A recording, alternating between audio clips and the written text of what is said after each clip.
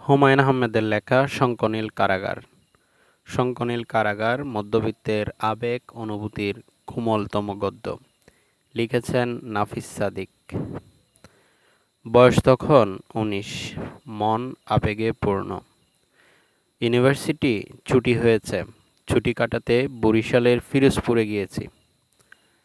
এক গাদা কেমিস্ট্রি বই নিয়ে গেছি, আগামীকাল থেকে পড়তে শুরু করব, এই ভেবে সময় কাটাচ্ছি।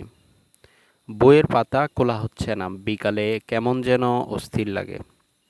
আমি হাঁটতে বের হই, প্রথমেই একটা কবরখানা পড়ে। গাছপালায় ঢাকা এমন সুন্দর একটা জায়গা। একদিন কবরখানার ভেতরে ঢুকলাম, অবাক কাণ্ড। কবরখানার ভেতর টলটলে পানির ছোট্ট একটা পুকুর।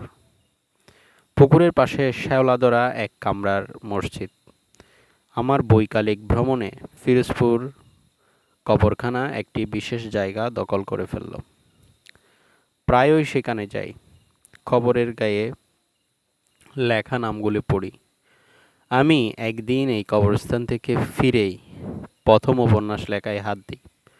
সন্ধ্যাবেলা আয়োজন করে কেমিস্ট্রির বই বের করে পড়তে বসি। খাতায় লিখি, the learn macromolecule was first suggested by Staudinger. এইটুকু লিখেই পরের লাইনে লিখলাম, বাস থেকে নেমে হকচকিয়ে গেলাম। ম্যাক্রোমলিকিউলের সাথে বাসের কোনো সম্পর্কই নেই, তারপরেও কেন লিখলাম? বাইরে তখন বৃষ্টি শুরু হয়েছে। বাসার সামনে বিশাল পুকুর, পুকুর থেকে ঝুম ঝুম বৃষ্টি। বৃষ্টি মানেই কারেন্ট চলে যাওয়া। আমি সিরিয়াসলি পড়ছি ভেবেই আমার সামনে হারিকেন দেওয়া হয়েছে। আমার মাথার ভেতর একের পর এক লাইন আসছে। এক ধরনের অদ্ভুত ঘুরের মধ্যে আমি লিখতে শুরু করেছি আমার প্রথম উপন্যাস শঙ্খনীল কারাগার। শঙ্খনীল কারাগার আমার প্রথম লেখা উপন্যাস, যদিও প্রথম প্রকাশিত উপন্যাস নন্দিত নরকে। তার প্রথম উপন্যাস শঙ্খনীল কারাগার লেখার ঘটনাটি হুমায়ূন আহমেদ এভাবেই বর্ণনা করেছেন তার আত্মজীবনীমূলক গ্রন্থ বল পয়েন্টে। ১৯৭০ সালে খান ব্রাদার্স অ্যান্ড কোম্পানি থেকে প্রকাশিত হয় শঙ্খনীল কারাগার। এর পৃষ্ঠপোষক ছিলেন কাইয়ুম চৌধুরী। উপন্যাসটি তিনি উৎসর্গ করেছিলেন তার একান্ত কাছের দুজন মানুষ, আহমদ ছফা এবং আনিস সাবেদকে। প্রথম প্রকাশের ভূমিকায় হুমায়ূন আহমেদ লিখেছিলেন, সৌমেনচন্দ্রের লেখা অসাধারণ ছোট গল্প ইঁদুর পড়ার পরই নিম্ন মধ্যবিত্তদের নিয়ে গল্প লেখার একটা সুতীব্র ইচ্ছা হয়। নন্দিত নরকে, শঙ্খনীল কারাগার ও মনসুবিজন নামে তিনটি আলাদা গল্প প্রায় সঙ্গে সঙ্গেই লিখে ফেলি। নিজের উপরে বিশ্বাসের অভাবের জন্যই লেখাগুলো দীর্ঘদিন আড়ালে পড়ে থাকে। যাই হোক, জনাব আহমদ ছফা ও বন্ধু রফিক কায়সারের আগ্রহে নন্দিত নরকে প্রকাশিত হয় মাস ছয়েক আগে। এভাবে প্রকাশিত হলো শঙ্খনীল কারাগার। শঙ্খনীল কারাগার হুমায়ূন আহমেদের প্রথম উপন্যাস হলেও এর প্রতিটি পাতায় দক্ষ জীবনশিল্পীর ছোঁয়া পাওয়া যায়। এই উপন্যাসের প্রতিটি চরিত্রকে লেখক অত্যন্ত মমতার সাথে সৃষ্টি করেছেন। উপন্যাসের গল্প বলতে লেখক হুমায়ূন আহমেদের মুন্সিয়ানার পরিচয় পাওয়া যায়। সরল ভঙ্গিতে গল্প না বলে তিনি কিছু রহস্যময়তা সৃষ্টি করেছেন এবং সকল রহস্যের উন্মোচন ঘটিয়েছেন উপন্যাসের সমাপ্তিতে। নিম্ন মধ্যবিত্তের জীবন নিয়ে শঙ্খনীল কারাগারের মতো অপূর্ব কোমল উপন্যাস বাংলা সাহিত্যে খুব কমই লেখা হয়েছে। হুমায়ূন আহমেদের এই অনন্য সৃষ্টিটাই তার সকল পাঠকের হৃদয়ে বিশেষ স্থান দখল করে আছে। উপন্যাসের কথক খোকা, সে একটি কলেজের শিক্ষক। তারা ৬ ভাই বোন, রাবেয়া, খোকা, রুনু, ঝুনু, মন্টু আর নিনু। সবার বড় বোন রাবেয়া। রাবেয়া খোকার মায়ের আগের পক্ষের মেয়ে। আবিদ হোসেন নামে এক ধনী ব্যক্তির সাথে খোকার মা শিরিন সুলতানার বিয়ে হয়েছিল। সেই পরিবারে জন্মায় রাবেয়া। আবিদ হোসেনের সাথে কোনো এক অজানা কারণে খোকার মায়ের ছাড়াছাড়ি হয়ে যায়। তখন তাদের বাড়ির চিলেকোঠায় আশ্রিত চাকরি সন্ধানরত বিএ পাস আজাহার হোসেনকে বিয়ে করেন তিনি। খোকাদের মা ছিলেন এমএ পাস এবং অভিজাত শ্রেণীর। তিনি ভালো গানও গাইতেন।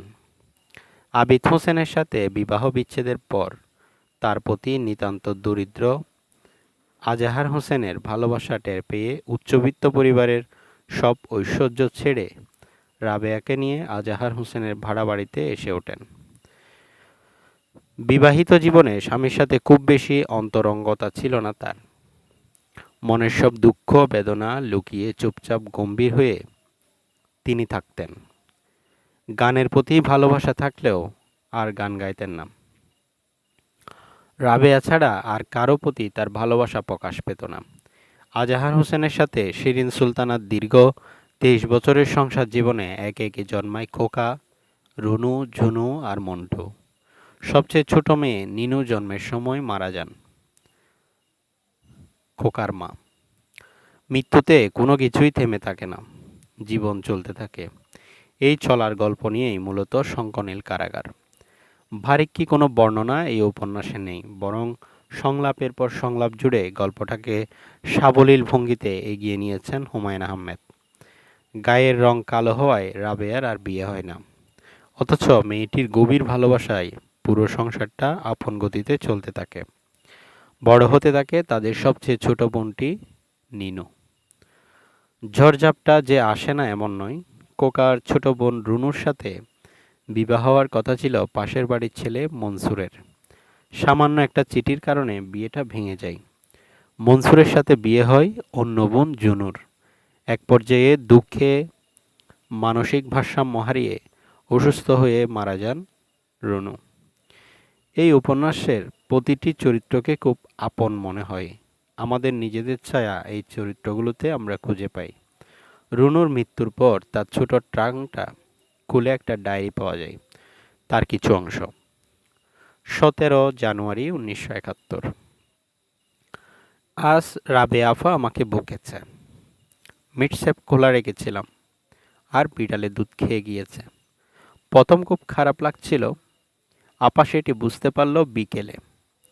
আমাকে ডেকে এমন সব গল্প বলতে লাগলো যে হেসে বাঁচি না। আপাটা কি হাসাতেই পারে। 5 জুন 1971। মন্টুটা তলে তলে এত আমাকে বলেছে 3টে ভিসিতে সিনেমা দেখাবে। যদি না দেখাই তাহলে সব ফাঁস করে দেব। তখন বুঝবে।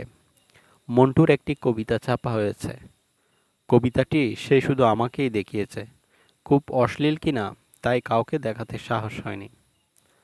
9 জুলাই 1971। নিনুটার কাণ্ড দেখে শুনে অবাক হয়েছি। সেদিন স্কুল থেকে কাঁদতে কাঁদতে বাড়ি ফিরেছে। আমি বললাম, কি হয়েছে, কাঁদছিস কেন?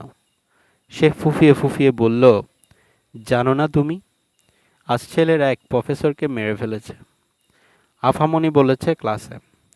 তাতে তোর কি হয়েছে? দাদাকে যদি মেরে ফেলে? সেও তো প্রফেসর। শুনে আমি আর হেসে বাঁচি না। ওর যত টান দাদার জন্য। এমন টুকরো টুকরো গল্প তো আমাদের সবার। খোকার ছোট্ট ভাই মন্টু লেখাপড়ায় অমনোযোগী হলেও সে একজন কবি। তার চমৎকার সব কবিতা ছাপা হতে থাকে পত্রিকায়। অন্যদিকে ছোট কালার মেয়ে কিটকিকে ভালোবাসত খোকা। কিটকিও হয়তো একসময় তাকে ভালোবাসত, কিন্তু কিটকি খোকাকে বিয়ে না করে ফরেন সার্ভিসে চাকরিরত এক ডিস্ট্রিক্ট জজের ছেলেকে বিয়ে করে। এভাবেই দিন চলে যেতে থাকে তাদের। কাছের মানুষগুলো ধীরে ধীরে দূরে সরে যেতে থাকে। রাবেয়া ময়মনসিংহ শহরের একটি হাই স্কুলে গার্লস হোস্টেলের সুপারিনটেন্ডেন্ট হয়ে পরিবার থেকে কিছুটা দূরে চলে যায়। সেখানে থেকে খোকাকে সে একটি চিঠি লেখে। মাধুর্যে ভরা সেই চিঠিটি এই উপন্যাসে অন্যতম অনুষঙ্গ। খোকা, তোদের সঙ্গে যখন থাকতাম তখন এক ধরনের শান্তি পেয়েছি। এখন অন্য ধরনের। এখানে মনে হচ্ছে জীবনের সমস্ত কামনা বাসনা কেন্দ্রীভূত হয়ে গেছে। আমি বেশি কিছু চাইবার নেই। কাল রাতে ছাদে বসেছিলাম একা একা। কেন যেন মনে হলো একটু কাঁদি নির্জনে। মার কথা ভেবে, রুনুর কথা ভেবে দু এক ফোঁটা চোখের জল ফেলি। কিন্তু একটুও কান্না আসলো না কেন? কেন কাঁদবো বল? প্রচুর দুঃখ আছে আমার। এত প্রচুর যে কোনোদিন কেউ তা জানতেও পারবে না। কিন্তু তবুও আমি খোকার মতো ভাই পেয়েছি। কিটকির বিয়ে হয়ে যাচ্ছে শুনে যে ভাই আমাকে সান্ত্বনা দিতে আসে। রুনু, ঝুনু, মন্টু, নিনু এরা আমার পারুল বোন, চম্পা ভাই। চারদিকে এমন চাঁদের হাটে কি কোনো দুঃখ থাকে? এদিকে খোকা ক্রমে পুরনো দিনের প্রাচুর্যের স্মৃতি অন্তরে জমিয়ে রেখে নিঃসঙ্গতার বেদনায় ডুবতে থাকে। সেই নিঃসঙ্গতা পাঠককেও আঁকড়ে ধরে। মাঝে মাঝে বৃষ্টি নামে, একগেয়ে কান্না সুরের মতো সে শব্দ। আমি কান পেতে শুনি। বাতাসে জাম গাছের পাতায় পাতায় পাতায় সরসর শব্দ হয়। সব মিলিয়ে হৃদয় হা হা করে ওঠে। আদিগন্ত বিস্তৃত শূন্যতায় কি বিপুল বিষণ্ণতায় না অনুভব করি। জানালার ওপাশে অন্ধকার থেকে আমার সঙ্গীরা আমায় ডাকে।